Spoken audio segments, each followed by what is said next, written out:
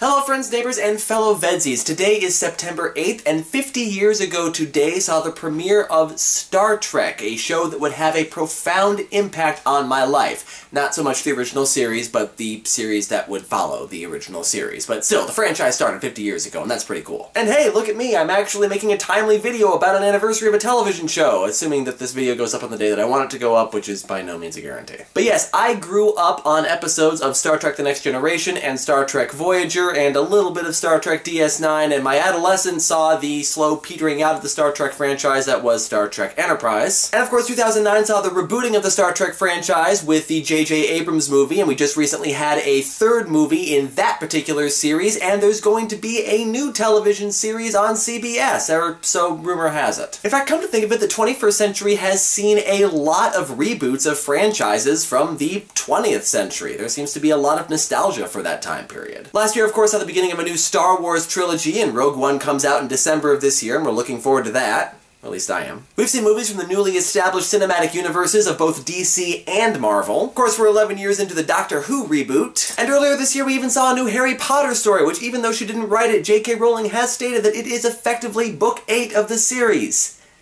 Not gonna get into that now. All these reboots are leading to a lot of discussion about canon and how true these new stories are being to the universes set down in decades past. So what exactly is canon? Canon is all of the facts of a universe that a story is set in as set by the creator. Anytime someone creates a work of fiction, they create a fictional world to go along with it. Often this fictional world is just like our own, just with different people who wouldn't otherwise exist, but sometimes, like with stories that are in fantasy or sci-fi genres, new and complex worlds have to be invented. Conventional wisdom says that the facts about these worlds and the characters in them need to stay consistent throughout the story, no matter how long the story lasts, and some of these stories have lasted decades. The term was actually originally used to distinguish books in the Bible. There were a lot of books that were written that didn't make it into the official Bible, and some Bibles now publish those books in a separate section called the Apocrypha to set it apart from the books that are canon. And today the term is still used to distinguish what is true about a story's universe versus what is not true. So what's typically considered canon?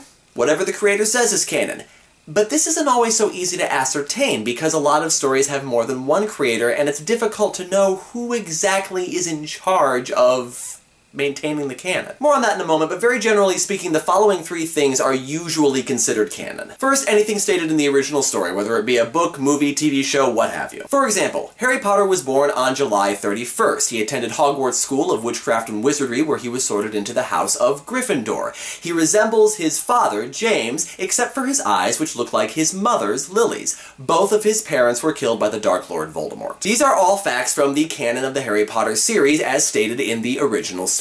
Second, any supplemental material to the original story that the creator had a hand in creating. Usually things from the same or similar media are given the highest precedence here. So anything that J.K. Rowling wrote in Fantastic Beasts and Where to Find Them, Quidditch Through the Ages, Tales of Beedle the Bard, anything that she wrote for charity, or any of the stuff that she wrote for the Pottermore website is considered canon. Which is how I know that there is in fact a Wizarding Academy for the Dramatic Arts.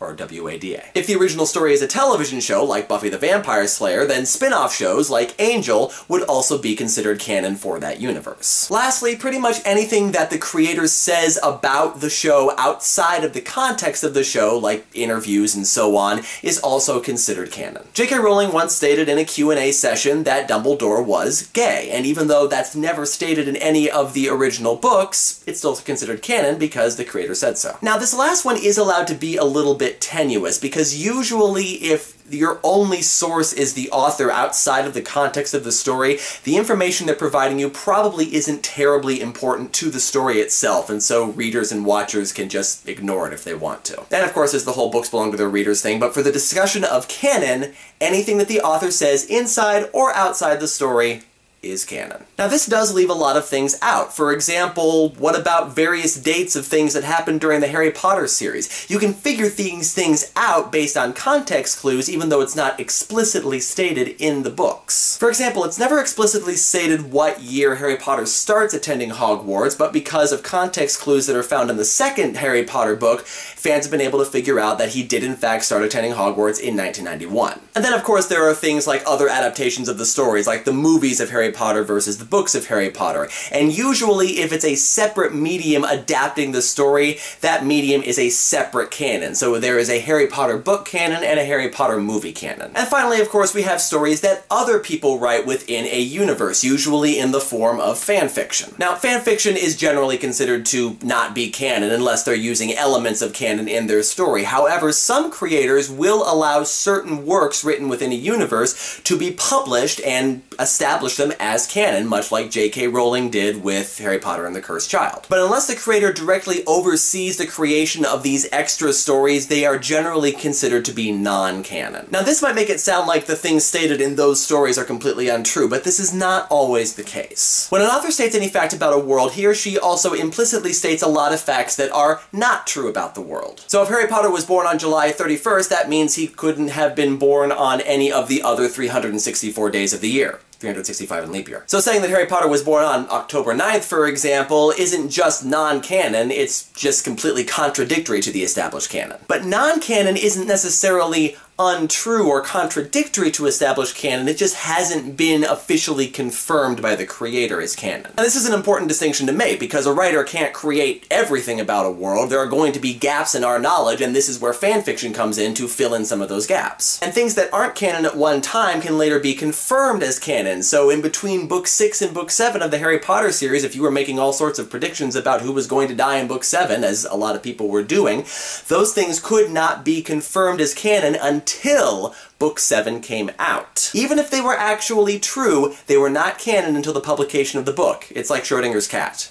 Schrodinger's canon. And because of the implied canon that we talked about earlier with the dates Harry Potter attended Hogwarts, this can lead to a lot of very heated debate between fans of stories about what is and is not canon. So who gets to decide what is canon? This is often a very difficult question to answer. You can basically look at this as a pyramid with 5 different tiers. At the top level, the smallest part of the pyramid, you have stories that only have one creator. Usually the sole author of a book. One person and one person only gets to decide what is canon in a universe. So Suzanne Collins gets to decide what is canon in the Hunger Games universe. George R.R. Martin gets to decide what is canon in the Game of Thrones universe. J.R.R. Tolkien got to decide what was canon in the Lord of the Rings universe. Things like that. It's worth pointing out that even though J.R.R. Tolkien is now dead, he wrote a lot of details about his world, and he really did write enough to answer any canon questions anybody might have. And up until recently, this was also true of J.K. Rowling in the Harry Potter series, but with J.K. Rowling confirming Harry Potter and the Cursed Child also is canon, Harry Potter is starting to move down to the second tier of the pyramid. This second tier is for stories that have a team of creators, or more than one creator, working on the story, and they all answer to one single creator who gets to confirm whatever they create as being canon. Usually this is something like a movie or a television show where all of the different writers and creators so on answer to one director or one executive producer or something. So think of the Buffyverse, which includes Buffy the Vampire Slayer, the spin-off show Angel, and a number of novelizations and comics all existing in the same universe. So there are a number of different creators working on this universe, but they all answer to one person, Joss Whedon, who gets to decide what is and is not canon in his universe. And again, though Harry Potter and the Cursed Child was written by other authors, J.K. Rowling gets to decide that it is canon, and she has, regardless of what you might think of that, and again, video for another time. Movie series that are based on books would also fall into this tier, with the Game of Thrones HBO series being a particularly interesting case because it has now surpassed the original source material. Now, George Lucas did have this kind of control over Star Wars for a long time, but then he ceded that control over to Disney. There was a long time when only the original Star Wars movies were considered canon, and all that extra stuff was not. But he later allowed certain novelizations and certain extra stories that people had written to be considered kind of a second tier of canon. And one of the issues a lot of fans had with J.J. Abrams' approach to the new Star Wars movies was that he was choosing to ignore this second tier of canon and was only looking at the original movies. So Star Wars has now started to shift down to the third tier of the pyramid. The third tier is for stories that have a lot of creators working on the universe, but they don't answer to a single creator, usually because that creator has died,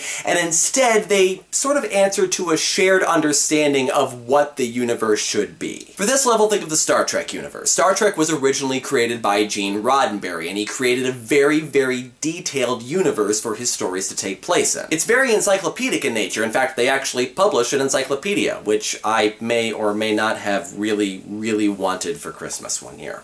And got for Christmas one year. So Gene Roddenberry oversaw the production of the original series, the first 6 Star Trek movies, the first few seasons of The Next Generation, and he granted his approval for Star Trek Deep Space Nine, even though he didn't live to see it fully realized. When he died, others like Rick Berman and Michael Piller took control of the franchise. So the remaining Star Trek movies, the remaining seasons of Star Trek Next Generation, and the entirety of Deep Space Nine, Voyager, and Enterprise were all done technically without Gene Roddenberry's approval, but with the shared understanding that they should still operate under Roddenberry's original canon. And at the same time, they continued to expand the universe with new technologies, new alien species, and a historically significant crew that existed before James T. Kirk, and yet nobody mentioned it any time, but nobody ever said they didn't exist, so there you go. And while there are those who will claim that Roddenberry wouldn't have liked the direction the show took after his death, they still stuck pretty close to his established canon, and any continuity errors that there were could be explained with things like time travel. In fact, that's essentially what J.J. Abrams did to create his new Star Trek universe. He had Spock go back in time and create a whole different alternate reality for his stories to take place in. And I know some people think this was a really cheap trick on J.J. Abrams' part, but come on.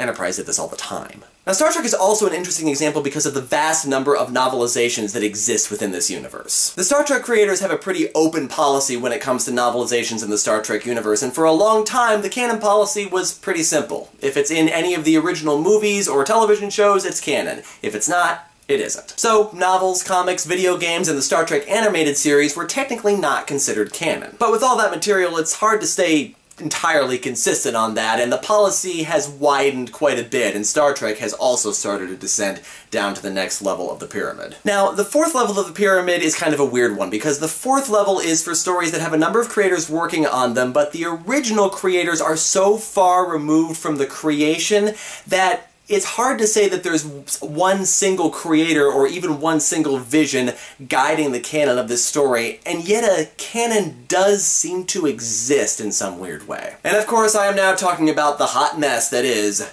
Doctor Who. Doctor Who's canon is kind of fascinating because there doesn't seem to be one creator or vision behind it other than the vision of whatever showrunner happens to be running the show at any given time. As was explained in a previous video that E.T. made, the Doctor Who series has had 11 showrunners at any given time, each of them with a different vision of what the show could be, and that vision was also influenced by actors and writers and directors and the various higher-ups at BBC. So Doctor Who doesn't really have one person that you can point to and call the creator of the show or the keeper of the canon. They don't have a Gene Roddenberry or a George Lucas or a J.K. Rowling.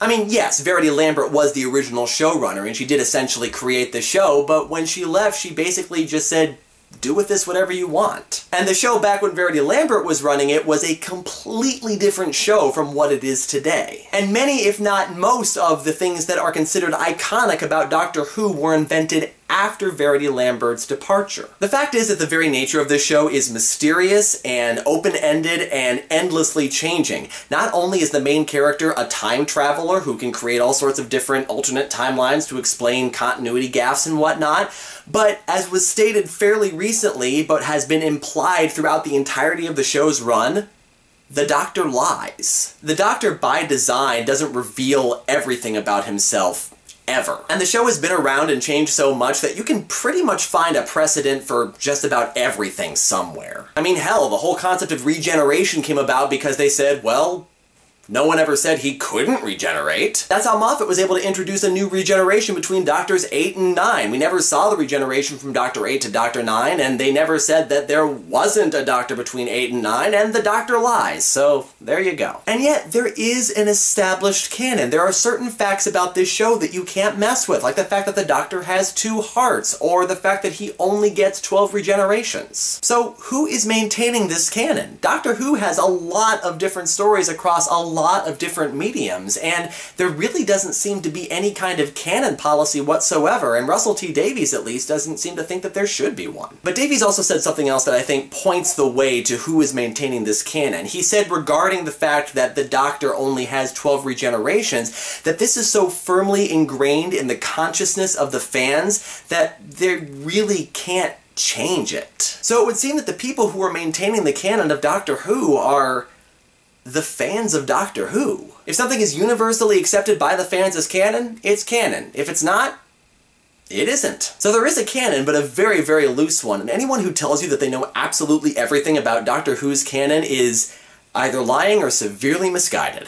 All this sort of starts to beg the question, how important is canon really? The widest level of the pyramid, the very bottom level, is for stories that either have essentially no canon, or their story has become so diluted between different creators and different franchises and different mediums of storytelling that there's really no way to maintain any kind of consistency. So everyone from the creators on down to the fans just take a kind of meh approach to the whole thing. Why would anyone sacrifice canon so much? Well, to answer, let's look at the television show MASH. MASH tells the story of a mobile army surgical hospital during the Korean War. Now, the show lasted 11 seasons, in spite of the fact that the Korean War didn't last nearly that long, and not only do we see the characters celebrating Christmas 10 or 11 times during this 3 or 4 year war, but we have a character who arrives in the camp in 1952, and then later we see him celebrating New Year's 1951, and we have a sister that appears in one season and disappears in another season, and it's just all over the place. There's no kind of consistency with this story. Why? Because people honestly didn't care. For one thing, this was back in the 1970s. You couldn't binge watch the show on Netflix, or watch a DVD box set, or even record the show on a VCR to watch later. You were basically stuck watching the show when it came on, and so if little details were off from one episode to the next, people mostly didn't notice. So it wasn't terribly important for them to be 100% accurate on those little details, it was just important for them to tell a compelling story from week to week. Another example is pretty much any superhero universe nowadays. While many of them do claim one creator, like Stan Lee with the Marvel Universe, superhero stories like Batman and Superman and X-Men and Spider-Man and all the different other superheroes have crossed media dozens of times, from TV shows to comics to movies. Hell, Batman alone now has 3 movie canons, 2 TV canons, and who knows how many comic book canons. But just like with MASH, the canon accuracy usually takes a backseat to good storytelling, because most people honestly just don't care. Remember X-Men Days of Future Past and the unexplained return of Patrick Stewart playing Professor X, even though we clearly saw the character die in X-Men 3? The writers knew that in order for the story to work the way they wanted it to, they needed to have that character as played by Patrick Stewart in the story, and so they just brought him back. They did give kind of a weak explanation for his return, but regardless, they brought the character back and decided, canon be damned. And while this was an insurmountable problem for some, the story still worked. Honestly, sometimes you have to ditch canon at least a little bit in order to tell a good story, and this is the stance that creators like J.J. Abrams and Stephen Moffat have taken with their stories. There's a reason why the Star Trek universe needed a reboot in the 21st century. It was very, very tied to the time when it was created, and in order for it to work for today's audience, things needed to change. And J.J. Abrams really does manage to strike a balance between staying true to the original characters that Gene Roddenberry created, but also making the story fresh and new for today's audience. Stephen Moffat is doing the same thing. Say what you will about his failings as a showrunner, and there are plenty, but he has a decent understanding of the Doctor and what the show represents, both to its original fans and to its new fans. George Lucas tried and failed to bring a whole bunch of shiny new technology to a new trilogy of Star Wars movies, and we all know how that turned out, but hopefully the new series will actually update and make a fresh story for a new audience. Regardless, conversations about canon are going to continue, whether it's accepting the canon of the new Star Wars films, rejecting the canon of The Cursed Child, or just throwing up our arms and saying, what canon, as we watch yet another Spider-Man movie. But no matter what you might think of canon, there is one thing that is clear. When canon is allowed to supersede storytelling, the story suffers. Verity Lambert knew that when she created Doctor Who, J.J. Abrams knew that when he rebooted Star Trek and Star Wars, and even J.K. Rowling knew that when she established Harry Potter and the Cursed Child as Book 8. no matter what you might think of it. And ultimately, you just have to say, yes, books belong to their readers, and movies belong to their watchers, and the things that we experience belong to the people who experience them, and that means that there are going to be disagreements about canon. Canon is important to a point when it comes to establishing consistency within a story, but if the story is good enough, the canon becomes kind of irrelevant, like so many other things. And ultimately, it's up to the fans of the story to decide just how important canon is to them. So I've talked quite a bit about this, and I need to get some water and edit this mishmash, so please tell me what your opinions are about canon in the comments, and until next time, friends and fellow Vedsies, see you tomorrow.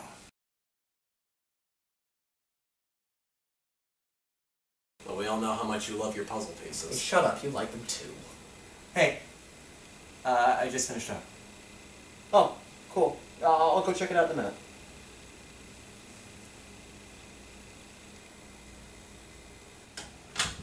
So you really think he's working out? Well, seems to be. I figure we keep giving him stuff like this, and that should keep him busy. And you and I have pretty much stalled off the next Books vs. Movies review for the time being. Yep. I talked Scotty into doing it from stage to screen with me, and that'll take some time. E.T.'s agreed to look into doing some more television shows, and Ed's gonna do something internet-related. I imagine Arcana will want to continue his gaming series. Reg, there's something that I feel like you need to know. Scotty and Arcana don't want me to share this with you, and to be honest, neither does Ed, but I think it's important that you know. What is it? Well, you remember back when we were original Matt, and the pretentious director cast expelled a reviewer on us and split us into 7 distinct personas. Well, the source of original Matt resides in one of us, and it's that source that draws all the personas to it, particularly Haberdasher. We all want to become original Matt again. And you think I'm the source? Doesn't take hats of reason to figure it out, Hatter. I was the first persona, and everyone was calling me Matt right up until the split when they started calling me Reg, which, by the way, is short for regular Matt. I know you all think that with my nose in a book all the time, I'm oblivious to the world around me, but Hatter, this is what I do. I take the information that I'm given, and I analyze it. You should have told me a lot sooner. Well, I'm telling you now. We need some of that analysis of yours, Reg. I don't trust Deus. His loyalties are questionable at best.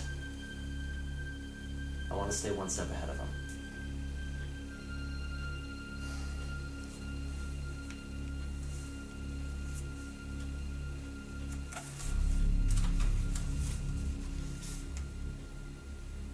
Now what you need?